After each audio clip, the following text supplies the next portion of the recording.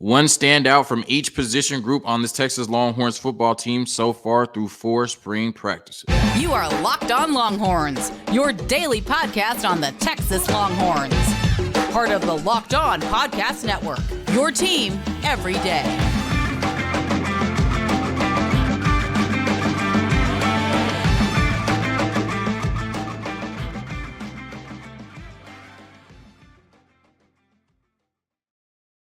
Locked On Longhorns, the show. Jonathan Davis, your host. Today's episode of Locked On Longhorns is brought to you by Nissan. Are you the kind of driver that likes to push things a little bit further?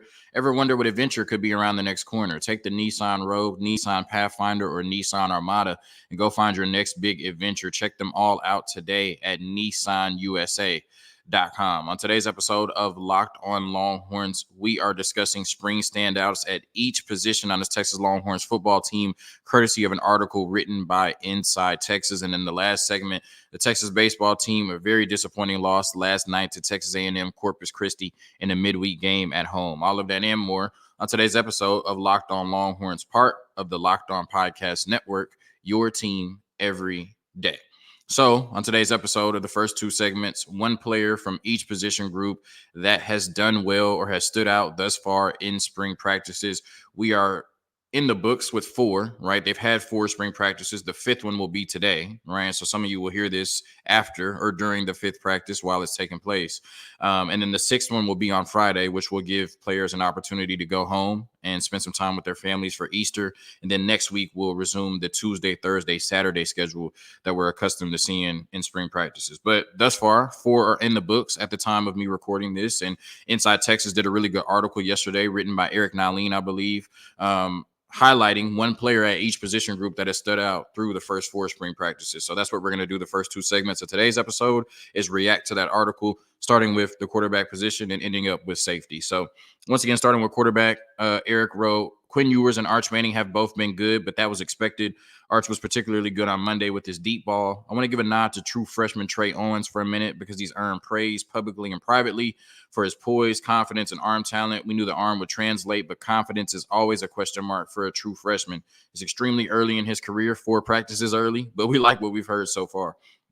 I really like Trey Owens as a player. He was a 3-star last year, and I think that, because of his recruiting ranking, right, a lot of people, deem that, he was just a quarterback of this class, and more than likely he was just a filler at the position, right? That, Texas would go from Quinn Ewers to Arch Manning to KJ Lacey and then to whoever else, right? And then Trey Owens would just be here. But going into his senior year, he had a really strong year in the Katy area. Won a playoff game, threw for over 4,000 yards, got that 4th star, and it's Steve Sarkisian, right? So I think anytime he handpicks a quarterback, we have to trust that eval, right? And he handpicked Trey Owens to come in and play in this system. And, like Eric Nalin talked about, just the poise, the confidence, the way he represents himself, the way he represents this university as a lifelong Texas fan, I think that he has a chance to be a really special player for us. And I wouldn't rule him out as being a potential starter down the line, right? Also, when you look at it, going into next year, he's likely going to be your backup. Even if KJ Lacey does sign as a true freshman, he's not going to be your 2nd string. He's going to be your 3rd string.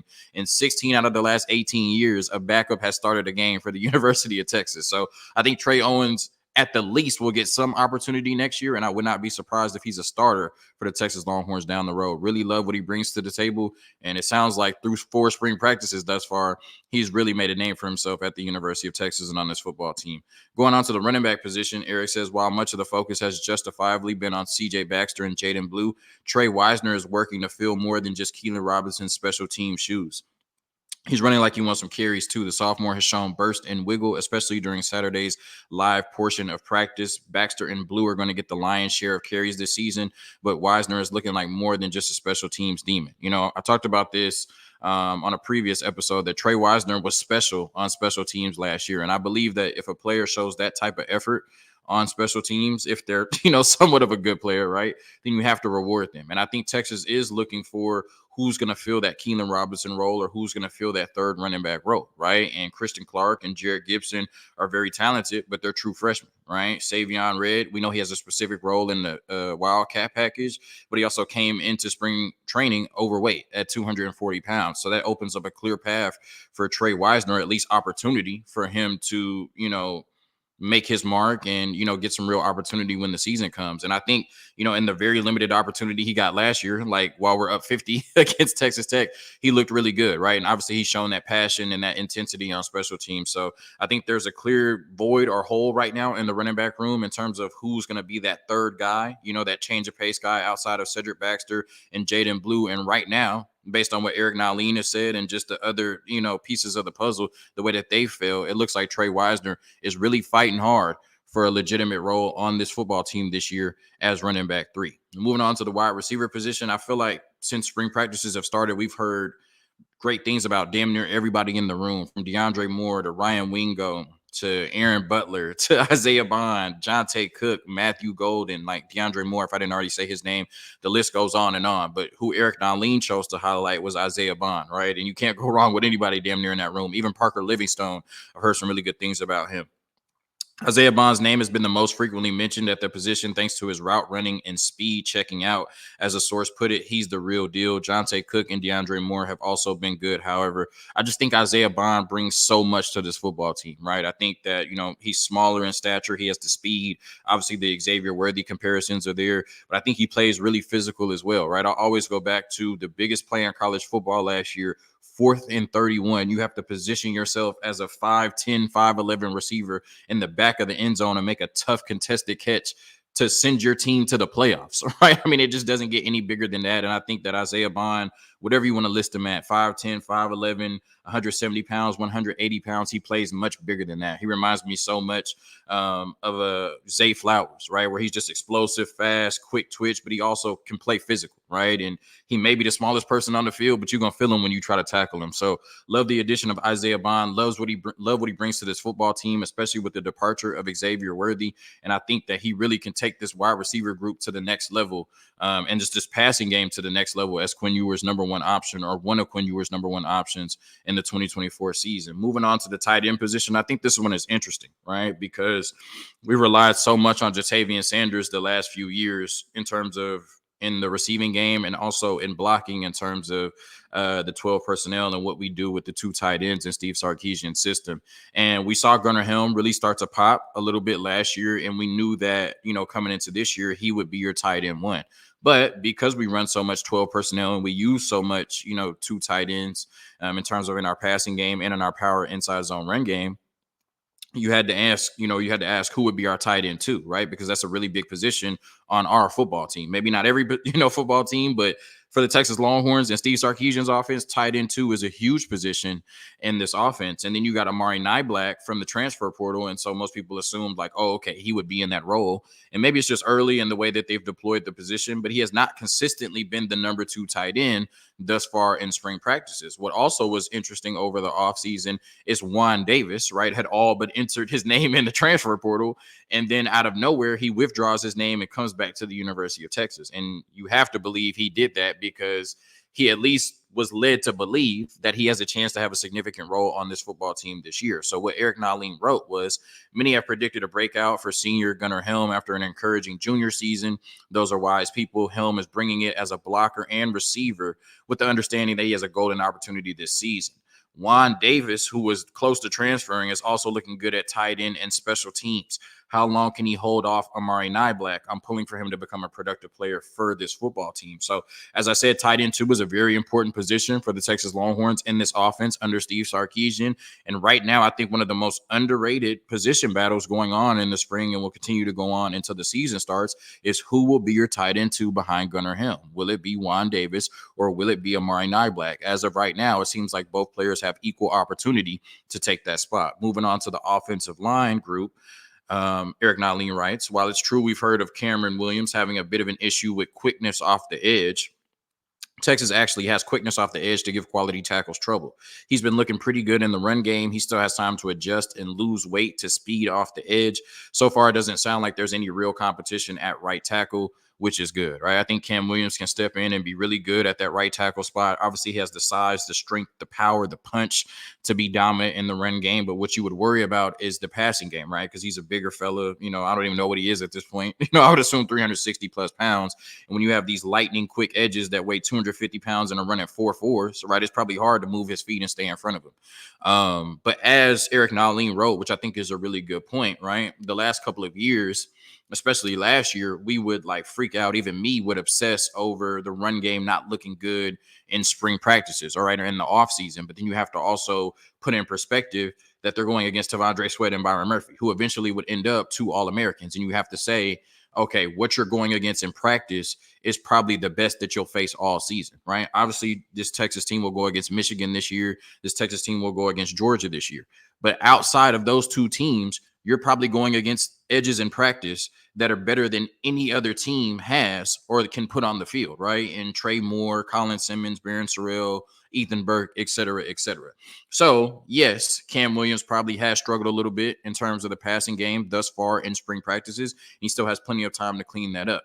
But we also have to put in perspective that he's probably going against some of the best edges in the country in practice every day, and definitely going against better edges in practice than he'll see for the majority of the season, which should give us hope that Cam Williams can be a strong right tackle replacing Christian Jones for the Texas football team this season. A quick word from our sponsors, and then we get into the players who have stood out on the defensive side of the ball in 4 spring practices thus far.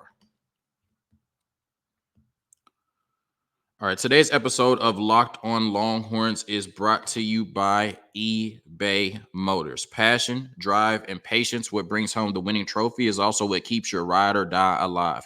eBay Motors has everything you need to maintain your vehicle and level it up to peak performance. From superchargers, roof racks, exhaust kits, LED headlights, and more. Whether you're into speed, power, or style, eBay Motors has got you covered. With over 122 million parts for your number one ride or die, you'll always find exactly what you're looking for. And with eBay Guaranteed Fit, your part is guaranteed to fit your ride every time or your money back. Because with eBay Motors, you're burning rubber, not cash. With all the parts you need at the prices you want, it's easy to turn your car into the MVP and bring home that win. Keep your ride or die alive at ebaymotors.com. Eligible items only. Exclusions apply. eBay Guaranteed Fit only available to U.S. customers. Today's episode of Locked On Longhorns is also brought to you by Nissan, right? This week's March Madness bracket highlight is brought to you by our friends at Nissan. Each week, we're picking one team that stands out, a team that's pushed it further than the rest. Just like any of the all-new 2024 Nissan SUVs, these guys were able to take it to the next level. I've just been kind of randomly picking who I'm going to highlight in these. I'm going to go with the UConn women's team, right? I'm going to go with the UConn women's team. To me, to my eye, I've watched a lot of women's basketball, really enjoyed getting into it this year. I think Paige Beckers has a legitimate argument for the best player in the country, even though, I know there's other players that get more hype. Paige Beckers just has a complete game, and she's really looking like she's back after that ACL injury, really getting a chance to perform in postseason play this year. And UConn, even with all the 5 stars they have on the bench and out, with injury, they have a really good basketball team. And so I know when we're talking about this women's tournament, we're highlighting South Carolina, we're highlighting LSU, Iowa, Texas, as we should. But UConn certainly is a 3 seed that I think could bust everybody's bracket and win the national championship this year under Gino Auriemma, led by Paige Beckers. Take the Nissan Rogue, Nissan Pathfinder, or Nissan Armada and go find your next big adventure. Shop NissanUSA.com.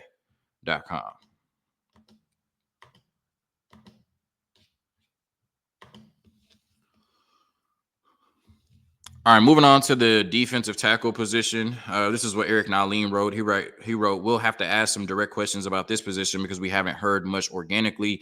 The group did play the run well the other day during the team portion of practice, but that drill is biased, to the interior defensive lineman. Sark has mentioned Alfred Collins in press conferences, right? And I think that's where I'll go with it. When you're replacing players as productive and as good as Tavondre Sweat and Byron Murphy, right? I think 2 things that we saw last year were how dominant they were in the run game. They were just dominant overall.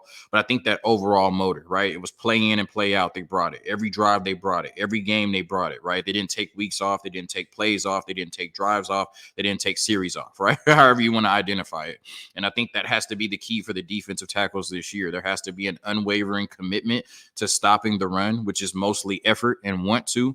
And there has to be that unwavering commitment to being your best self and playing Texas Longhorns football play in and play out, right? Like this responsibility of playing for the University of Texas, as we've all heard, will not be entrusted to the timid or the weak, right? You have to be strong. You have to show that Texas fight, play in and play out. And I think, Steve Sarkisian the other day in his press conference, he mentioned some players that have brought that intensity each practice. He talked about how he wants thermometers, right? Not thermostat, or I might have it wrong, right? He wants thermostats, not thermometers. There we go.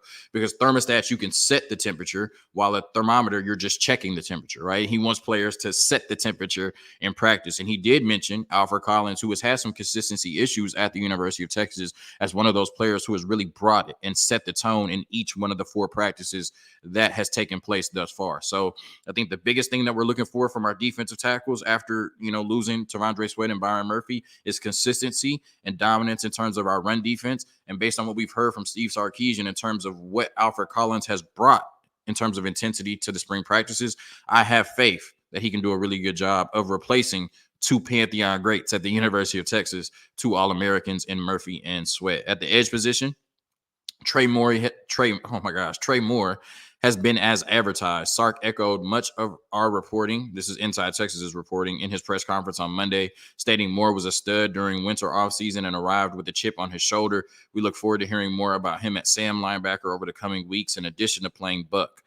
Also, it's great to hear about Colton Vasek. He has looked really good. To reiterate, a quality source thinks he has even more upside than Ethan Burke. And after you see Ethan Burke this year, that's going to look like a major compliment. We just talked about it with Cam Williams, but this is the best, the edge position has been since Steve Sarkisian and staff arrived at the University of Texas. They've even talked about Justice Finkley, losing weight and him looking better. But, Colton Vasek, Ethan Burke, Barron Sorrell looks better. Obviously, Trey Moore with 22 and a half sacks at UTSA the last 2 years has come over. And in just 3 months of being on campus, he says he feels stronger and more explosive than he's ever been. And then obviously you have the young prodigy in Colin Simmons, who's already up to 234 pounds and looks like an all-world player at that edge position. So, like I said, this is the best and deepest we've had the edge position since, Steve Sarkisian has arrived at the University of Texas. I also think that we've had good players at that position, but it hasn't been a strength in his 3 years at the 40 acres. He being Steve Sarkisian, I think this is the year that we get dominant edge play at the University of Texas for the first time under Steve Sarkisian. And when you have players like I just mentioned, Colton Vasek, Ethan Burke, Barron Sorrell, a refined Justice Finkley, right? Trey Moore and Colin Simmons, that's going to be hell for opposing quarterbacks and offensive coordinators. Moving on to the linebacker position, this is Eric Naleen's writing. I'm going with David Benda here. He was one of the best defenders on the field on Saturday during the live period. He's also the leader of the position group. This group is fortunate to have good leadership with Benda, Mo Blackwell, and a budding Anthony Hill. Really love the decision by David Benda to come back to the 40 acres, especially to replace that void that had been left by Jalen Ford. Not that, Anthony Hill couldn't fill that void, but, he's a true sophomore and David Benda has a ton of experience, right? And we need a veteran leader in that room, right? And Mo Blackwell also provides some of that as well. And it gives the staff the flexibility to where if they want to keep Anthony Hill in that off-ball role that he was in last year, you can slide David Benda into Jalen Ford's role, and then that provides an extra level of comfortability for Anthony Hill, right? Not having to learn a new position this offseason, right? And so I think it's really good that David Benda came back, and it's really good to hear him playing well and being that vocal leader. Obviously, Mo Blackwell as the weak side off-ball linebacker when he comes in, provides a lot of production and value for this football team as well. My question is, who is going to be the other linebacker in that room that steps up? We saw, Jet Bush come in and be able to make plays at times, or at least, provide good depth for this football team. Like, who will be that linebacker in that scenario? We know Anthony Hill, Mo Blackwell, and David Benda are the 3 guys we'll rely on the most. But you have to have a 4th linebacker, right? And so who's your 4th linebacker? Is it Samaje Burrell? Is it Darian Gillette? Is it Leonga Lafau? Et cetera, right? That's who I'm interested. That's a question I'm interested in seeing the answer to, right? Or finding out the answer to. Who is our 4th linebacker on this football team? I think the top 3, very comfortable with going into the season, but who will emerge as either that depth guy or just a 4th linebacker that'll provide value to this Texas football team? We have some really good ones on the bench, but who will emerge in that role remains to be seen. Moving on to cornerback/star. Jahdae Barron is another wily veteran making noise. He has looked good at both corner and star. We haven't heard much about turnovers yet, but Barron did have a pick last week. I think he will end up playing star 80% of the time next season, but him playing corner is a real possibility. It did factor into his return, though he made no demands and the coaches made no promises. We should also mention Jalen Gilbo's strong winter offseason seems to have carried over. So this was a position we rotated at last year, but you have some really strong players at that position, strong veteran players on top of the true freshmen that you have waiting in the wings, right? Jahdae Barron, Gavin Holmes, Austin Jordan, Jalen Gilbo, Manny Muhammad, and Terrence Brooks, right? All are capable of playing high-level snaps for this Texas football team this year, right? And obviously, Jahdae Barron didn't forego the NFL to come back to the University of Texas to just be depth or be another guy in that room. So really talented players, in the cornerback room. And I think we have, like I said, 5 or 6 players that could provide value on the field for this Texas football team. And so it's going to be interesting to see throughout the course of the offseason who really emerges as your primary guys at the corner position. Is it Terrence Brooks, Jahdae Barron, and Manny Muhammad like we saw last year? Or does somebody step up and emerge and take one of those spots? Like I said, we have a full offseason to figure that out. And at the safety position, right? Last year, we brought in Jalen Catalon, and we thought that would be a huge upgrade to the position, and he was just never able to get on the field. And when he was finally healthy, he was passed over by players like, Michael Taft, Keaton Crawford, and everybody else in that room, essentially, right? But when you look at it, we went out in the transfer portal and got Andrew Makuba from Clemson, an Austin native, a 3-year starter at Clemson. And I think that what he will bring to the football team this year is everything we thought we would be getting from Jalen Catalon last year. And that's no disrespect to Jalen Catalon, right? Obviously, a lot of it had to do with injuries and just him not being available. But I think what we thought we were getting from Jalen Catalon, Andrew Makuba will provide to the back end this season. His intelligence and coverage ability was known before spring ball began. But now you can add quality tackling to the list. He made a notable tackle on the perimeter on Monday. Based on what we're hearing from practice, I expect to see another year with a good amount of rotation at the position. We expect that with Michael Taft, Derek Williams, and Andrew Makuba all probably going to play heavy snaps for this football team. But I think it'll work out better in 2024 than in 2023 because the safety room was not great in terms of on-field production in 2023. I think they'll be really good in 2024, especially with the addition of Andrew Makuba, who is all-world on the field, but has also been a great leader for this Texas football team since arriving on campus. A quick word from our sponsors, and then we get into the baseball team, who has been super inconsistent all season, and that inconsistency continued last night. The only thing consistent about this Texas baseball team right now is their inconsistency. All right, today's episode of Locked On Longhorns is brought to you by Amazon Fire TV. So I'm trying to get these overlays. I'm trying to step my overlay game up. Fire TV is your destination for sports, from live games to highlights to in-depth analysis. Fire TV offers amazing viewing experiences with smart TVs, as well as the Fire TV stick that you can plug into your existing TV that provides access to millions of movies and TV episodes, as well as free and live TV. Whether it's opening weekend for baseball or the college basketball tournament, you're going to want to have a Fire TV. Fire TV recently created Fire TV channels to deliver a constant supply of the latest videos from your favorite sports brands, all for free. That includes all of us at Locked On and most of the big pro leagues and college conferences as well. The Fire TV channels let you dive into all of the game analysis, highlights, and more to keep up to date on all the latest in the world of sports, March Madness, NBA, Major League Baseball, and lots more. Not to mention great news, entertainment, gaming, travel, cooking videos as well. So check out Fire TV channels on Fire TV and Alexa devices. If you haven't checked out Fire TV channels, you should. Trust me on this. To learn more, visit www.amazon.com/lockedonfiretv. Today's episode of Locked On Longhorns is also brought to you by Bettor Together, right? Shout out March Madness. All the ads are coming in, right? Bettor Together is the first cooperative daily fantasy application. Bettor Together offers a familiar experience for existing daily fantasy sports players. With a social twist, you can play with a friend/teammate. It provides a sense of camaraderie and enhances the social experience of watching sports. It makes you realize that daily fantasy sports is fun alone, but like a lot of other things, it's better when doing it together/with friends. Shows that synergy from working together gives you better chances at winning than going at it alone. The team. I'm all about community, right? Ooh, it's gonna download Bettor Together now from the App Store and sign up using promo code Locked On for a free $5 entry into any NCAA basketball contest. Remember the code Locked On, because winning alone is fun, but it's better together.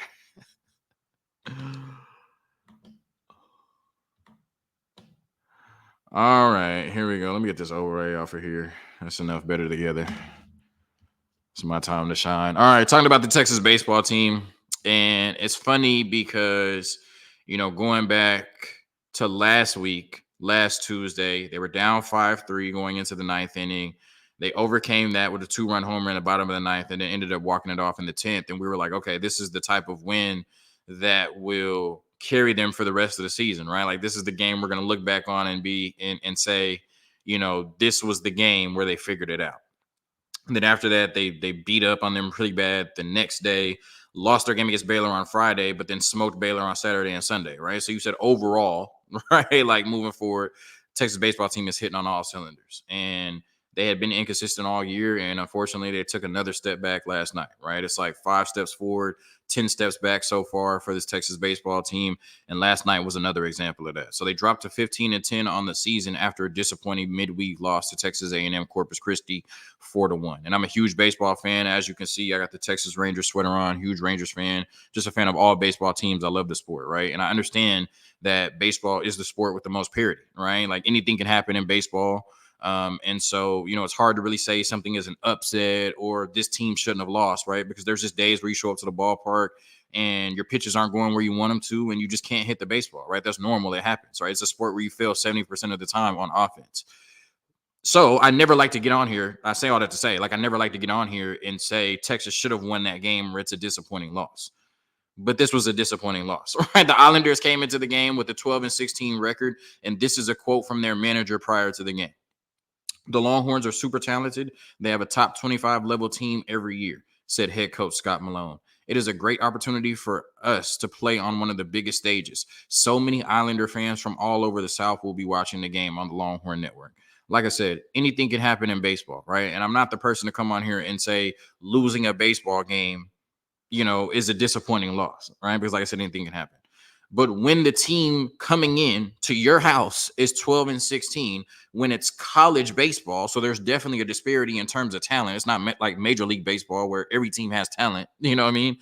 And when the coach is giving "I'm just happy to be here" quotes before the game, when the coach is saying this is a great opportunity for our guys to play on the Longhorn Network, like, when they're talking like that before the game, you absolutely have to go out there and beat them. They're literally just saying they're just happy to be here and be on a stage playing against the University of Texas. Like, coming into the game, they weren't even thinking about winning the game, right? I mean, maybe they were, but from this quote, it sounds like they were thinking about just being happy to be there and competing with Texas. And instead, they beat you 4-1. Definitely a disappointing loss for the Texas baseball team, especially given the way the season has gone up until this point. They haven't been able to just really find any real momentum because it's always followed up by losses like this, right? So in terms of what actually happened on the diamond, right, Cole Selvig ran into trouble early.